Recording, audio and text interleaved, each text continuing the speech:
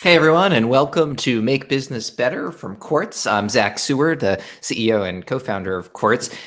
In the show, every Tuesday at 11 a.m. Eastern Time, we bring on one or more executives who is trying to make their portion of the business world a little better in some way, and willing to come on and share tips and tricks that we can all then apply in our own work and lives.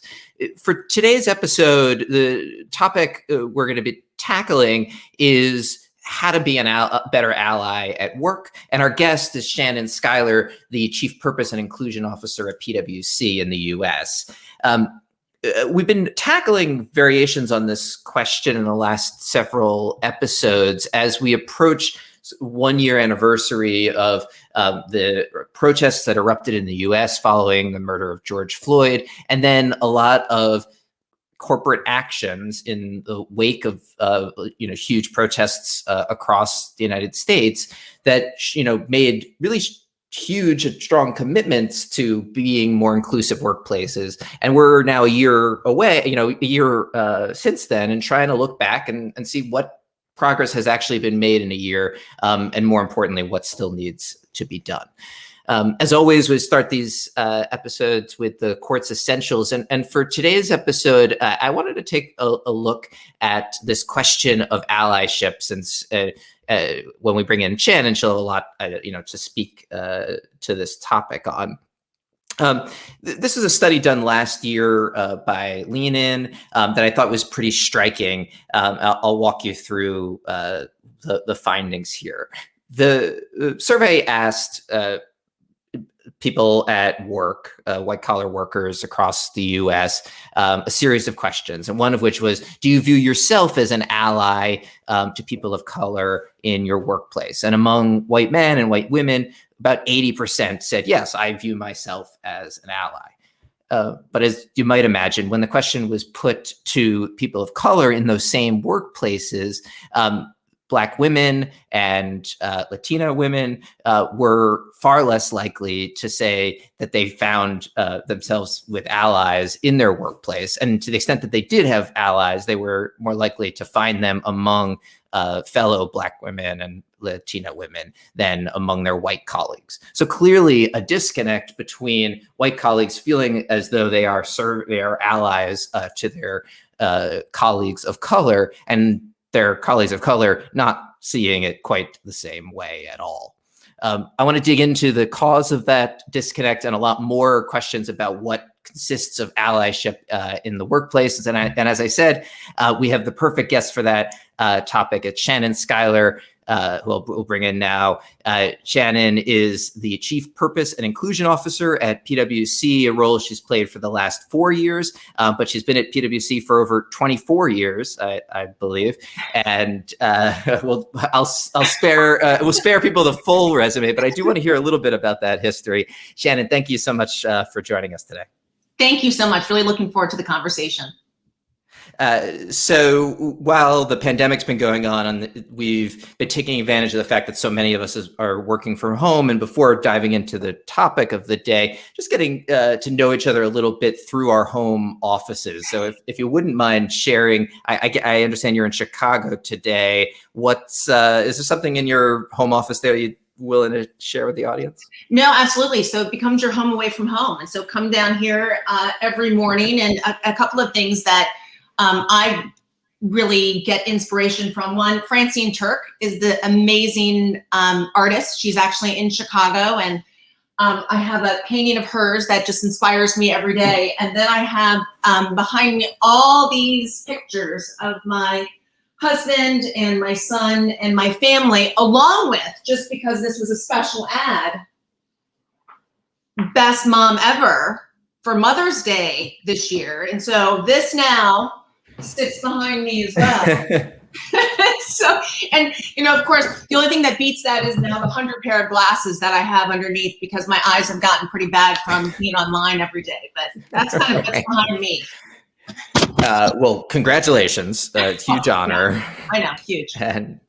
And well deserved. I'm very sure. Well, thank you. Thank you for sharing that. We were saying before going live, all of our home offices which is a lot more personal and interesting, I feel like, than our offices. And I wonder if that, as more people end up going back to the office, if that ends up changing how we decorate in the workplace, or maybe we still save the that's a hard one to bring to work, but I might have to cart that one in and put it on a shelf. Sure.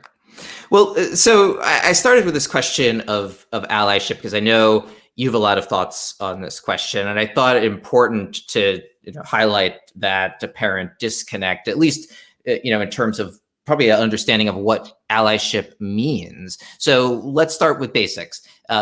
When you're talking with the workforce at PwC about being better allies for their colleagues of color, how do you define what that means in the workplace?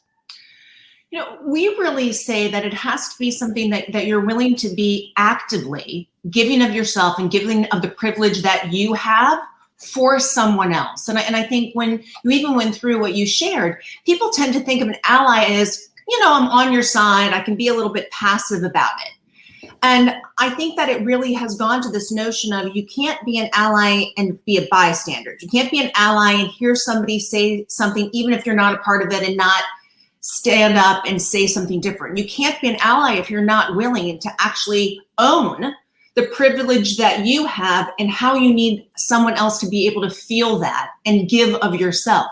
So it's much more active, I think, than when people use the word of course I'm an ally, like I support them, and people tend to focus again because of where we are, I'm not racist, so of course I'm an ally.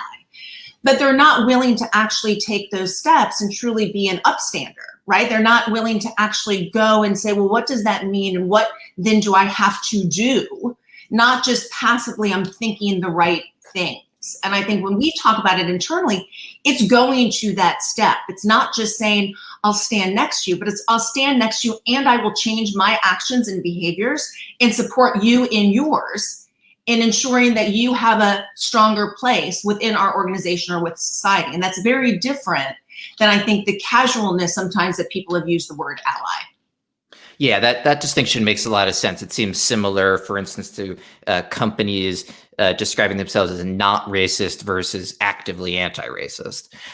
What so when you're speaking to employees at PwC about this, let's say that they're easily able to do that first more superficial layer of sure I'm an ally, but feeling a little clueless on the ways in which they might be more actively an ally at work. What over the last year has the company been engaged in, that you'd say are productive answers to that question? I know this has been it's a long history for the company, but I mean, to the extent there's been new initiatives, I think people are looking for new ways to get at this question that feels more substantive and actionable. I think one of the things that we've really focused on, it takes practice. Like, to be an ally, you actually have to understand and be aware of a community behind you that, frankly, you probably don't understand. And so it's easy to say you're an ally if you know one person who's Black. Like, I'm an ally to that person. Well, that doesn't mean you have a full appreciation and awareness of what are the things and what are the challenges and what are the obstacles. So one of the things that we've done is a lot of self-reflection, saying, yes, you may believe that you are anti-racist. You may believe that you're an ally, but let's actually take you through that journey. One, it's having uncomfortable conversations with peers who are across different types of races and ethnicities to say, did you know this? Like, you're an ally of mine, but did you know this is what's happening to me? And this is what's happening in the Asian American community on the street. Did you know that? And people tend not to know that because they're tighter group. A lot of people do that exercise around global beads, where here you have a group of beads in different colors and you're supposed to put the colors in based upon who's your best friend, who's your doctor, who's your teacher. And what we find is even people who are saying they're allies have a lot of whiteness within that bowl. And it's saying then you can't truly be an ally because you don't necessarily understand the importance of the deep empathetic nature of actually being able to support somebody. So we've done a lot this year with uncomfortable conversations. We've tried to make uncomfortable conversations something that people do every single month, because you got to get better at it. And the only way your mind says, fight or flight. And if you're scared, you don't want to be a part of it. And this is a conversation you got to be in. And you got to continue to be in it. And you have to pull back the layers of the things you don't know. And so we've been doing a lot of that. We've also leveraged technology and virtual reality and the use of avatars to practice with somebody on the screen. Have a conversation with somebody, deliver feedback, get into a situation where you don't know the right answer.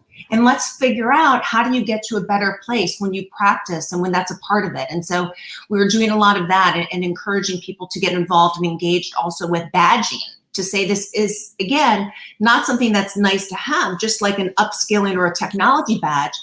Knowing how to be an ally and to be an inclusive leader is the way in which you'll progress, certainly at PwC and certainly in society going forward. So those are all new things that we've really looked at this year to say, how do we develop the capability of an ally and really start to increase that empathy that's needed to be able to move forward. Great. There's a ton in there that I want to dive a little deeper into. So uncomfortable conversations, these virtual play acting conversations, and the notion of badging.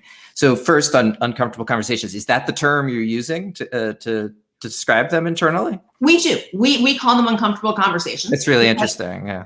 We want people to be challenged by them. And also we want to prepare people for them. That this is going to be a dialogue that you need to prepare for, that you need to emotionally prepare for. And we also need to make sure that we don't just have our diverse employees doing the talking. We need to have our white majority actually out there saying, this is what I know or what I don't know, so that their voice is there and they're not leaving it all to our minorities to be able to do. And then through CEO Action for Diversity and Inclusion, we actually formalized Day of Understanding as that day where you learn from one another, where you understand and build awareness. And this year's Day of Understanding had about 500 different companies that were focused on it through millions of employees to say, we need to do more of these conversations. How do you ensure that they are truly uncomfortable? And I love, by the way, the starting answer of labeling them as such. But beyond that, I asked the question because at Quartz, we've had a number of what we haven't used the label, but we'd call uncomfortable conversations, trying to be introspective as the company where we are falling short and have fallen short in the past, being like an inclusive company in all sorts of ways. But a critique I've gotten, and I think is a fair one from employees of color at Quartz, is that it's largely well-meaning white employees making themselves feel good about having the conversation, and not really a comfortable space for employees of color to share the true feelings or experiences. How do you that immediately resonated with me as accurate, and yet I don't know that we have all the right answers for avoiding that trap, which seems to be a common one in companies with well-meaning white liberals, but not necessarily as actively anti-racist as we'd like to be. I think it starts with building the trust to get to those conversations. So I don't think you can go from we've never had a conversation to suddenly let's make sure we're all uncomfortable. So I think it does take trust, and we've done the uncomfortable conversations within the firm now for 4 years. But I will tell you, I remember so deeply the first uncomfortable conversation that I was a part of in 2017, and one of my colleagues within the Chicago office who was Black, who was late consistently to his client, and he had really been written off that he was just lazy, he was late. To find out that the reason why he was late is his client was in a white neighborhood and he was being pulled over, and he never wanted to tell anyone. And the assumptions that were made about him, about work, around all this were so wrong, and we were so misguided. And here we were caring about this topic. And I think what hearing those stories has made the white majority do is to reflect and to actually be more open to say, I got it wrong, and to want to talk about, like, I didn't mean to, but I did. And having our Black and brown and other colleagues be able to, one, have that conversation about, you're right, you did get it wrong, but here's a way that you could have gotten it right. And to go through that emotional journey together. We do set up many of the conversations with let's pick 1 or 2 topics.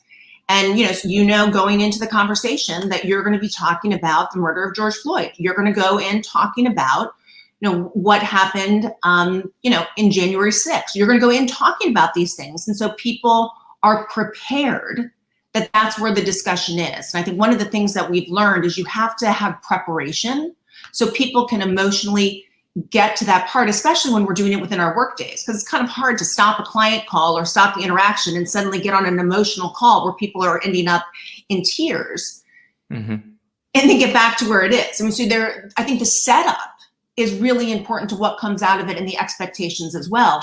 But I think being vulnerable, one of the things that I think is so much a part of this, and we've worked really hard with our leaders, and Tim Ryan, our CEO, has gone so far. To be an authentic leader, you have to be vulnerable and you have to say, I got it wrong, or I don't have the answers. And we don't like to do that, but the more that we can, the more it opens up the dialogue to be pushed further, because then someone else can help to explain it. Yeah, and you could see that in Tim, who was a guest on the show earlier. It's definitely had that vibe. Okay, well, so that's really helpful on uncomfortable conversations. A lot of actionable tips there, starting with the label itself.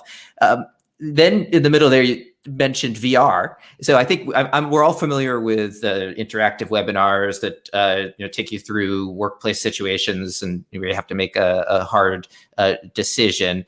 But I am curious to know how these work in a more virtual environment, and if you've been testing this, like, are you seeing advantages to doing it with the headset and all the rigmarole? Well, it's interesting. So what we're doing is we're doing it, and it actually doesn't involve a headset, because we realize that to scale the headset is really challenging to do. And for some people, you just get nauseous doing it, which is just no fun at all. And so it's having an avatar that actually is on your computer with a real person that's behind it and taking you through actual scenarios that happen at the firm, whether that's recruiting scenarios, whether that's giving a performance development feedback, whether that's just group conversations and group dynamics. And it has you practice, what would you say? Like, how do you do that? And I will tell you, and they're short. It's 15-minute conversations in different, very specific scenarios where we're trying to get people to understand how they can either escalate a conversation or de-escalate a conversation. What are the words that work? What are the words that might not work?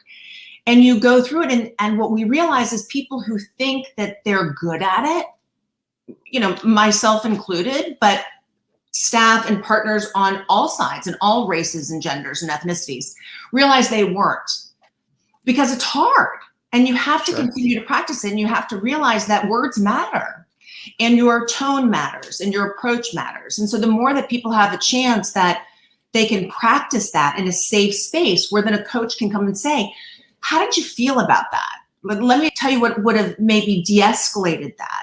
And we just feel it's really important for somebody to have those skills in order to be a successful leader, both in the firm as well as we move forward in society. And what's the purpose of using an avatar to represent employee, as opposed to more traditional way of doing these sort of webinars? I think it goes back to being uncomfortable, right? So you sitting in front of someone and having the conversation, there is a part of it where you feel more comfortable, even though there's a real person behind there saying, okay, like, I'm going to be able to do this, because we need people to not be afraid of it. And it's kind of like those exercises that people do when you're in a fishbowl and you're supposed to sit side by side and everyone watches you and everyone hates it because you're in the middle of it. It's trying to say we didn't want people to walk away from it because they just weren't game to be in it. And what we found is that people find the safety in being able to do this in this, me and my computer, and I'm here and I can do that and I can practice in a safe space, because that's what we want in order for people to then take that and actually use it in practice in the real world. Well, that actually tees up a question I was going to end with, so I'll just stick it in here for a second. How has being largely or all remote company during the pandemic affected inclusion efforts. So I think it sounds like it makes this particular teaching method with avatars easier or even more relevant than ever. But I got to imagine it's made other initiatives much more difficult, or it changed the nature of what it means to build an inclusive workplace. I mean, this is definitely, we're in all new territory. And so you've seen some things, it's interesting. Early on, we saw, especially for women, it was great because maybe you didn't have to travel, right? And your counterparts, your white men, traveled, and this was kind of equal footing. Well, that was good for the first couple of months, but then we saw then the burdens of not having school and all these things take a greater toll on women. Then you thought, going through everything that was happening with the murder of George Floyd, and that more people were talking and more people were out and, as you said, protesting and the day of reckoning. But then as people felt that slowed down, then your colleagues were frustrated. Like, why are we not continuing to talk about this? Why is this not happening? And then because you weren't actually sitting alongside, then when you had the Asian American violence and that, people didn't necessarily know it was all happening because in their group of who they were focused on, they didn't have anybody that was there. And so they discounted that. We know more about each other. And so even the way that you started saying what's behind me, for many people, that was really good. I can break down a barrier and now you learn something about me that I probably wouldn't have disclosed. But for other people, suddenly they inadvertently disclose that they have a same-sex partner or that they have more children than they said. So it's one of those, for everything that I think we've learned, and this has galvanized us to figure out how to be compassionate as we talk to each other virtually, it's added an issue too. And it's for one that we work with our people every day to say, how do we get it more right? How do we get at this better so that people realize the care that's there for them? By the way, has PwC announced any adjustment, like for looking post-pandemic for remote work? We have. So we actually have several offices that have started to open and people are coming back in, and then the remainder over the next couple of months of individuals being able to go back into the office. And so we have a full, as I think everyone, return to work, where some people will be working more remotely. Others will be in the office 2 to 3 days, really working on people being comfortable and obviously safety, as well as what did we learn? I mean, we learned that a company of 55,000 people within 3 days could go virtual, and within 5 days, 270,000. So we're working on all these things right simultaneously. It's boom times for protocols and hybrid plans and all that. Exactly. Hybrid work is now the new coin of the day. Yes. It did. So the last thing you had mentioned that I wanted to dig in a little deeper into was badging. So well, tell me more about what you've done to make allyship or building an inclusive workplace part of the skills training at the company. Well, what first we realize is we do, and I think even when you had the opportunity to speak with Tim, talked about our upskilling, right? And the global badge that we had for everyone to say, listen, I made fun of upskilling and I still, as a word. Sorry, the concept makes a lot of sense, of course, to me, but anyway, he took it in stride. But we thought it was important everyone realized if this is something that you could do, then there'd always be a role for you here, because this is what we need to do. And we feel like that's going to keep people and keep the firm competitive and resilient, et cetera.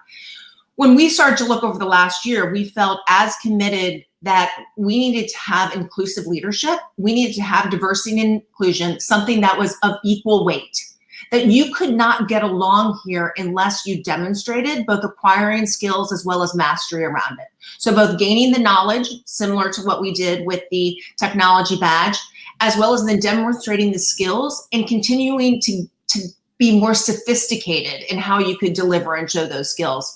So we've been working on a global badge. And so for 277,000 people, to require that this is something that we do. This is something that we believe is a business value and something that is as tangible and as important as learning how to do the 8 fundamental technologies out there in order to be successful at this organization. And it has all of those different things. It has what is really an ally. How do you understand the different backgrounds and histories? What does that look like? And then how do you put it into practice? Why should that change the way in which you recruit and select people? How does that change the way that you build your team? What does that look like as you continue to grow throughout the organization? And then hopefully those badges certainly benefit you at PwC, but they go with you, because we believe that we need to do that in order to make society better. Do you include evaluation along these lines in performance reviews now too? Yes. So there's an assessment with the badge, as well as we do have inclusive leadership is actually a category specifically within our performance development. So you have to demonstrate progression on the skills around inclusive leadership to continue to progress throughout the firm, and then ultimately tied into your end of the year ratings as well as your promotions.